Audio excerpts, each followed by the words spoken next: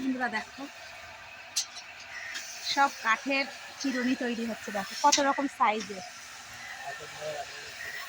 এই দেখো দাঁতের মানে কাটার পরে যে ধুলোটা পরিষ্কার করতে হয়,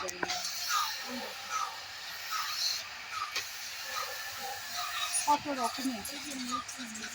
এই দেখো দাঁতের কাটুনি হচ্ছে, পালিশ মেশিন, সব মেশিন আছে। এই দাদুর কারখানা এটা, আমরা এসছি সব ঘুরতে। কত রকমের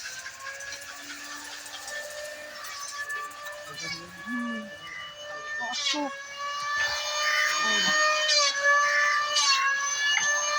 কত খুঁজতে।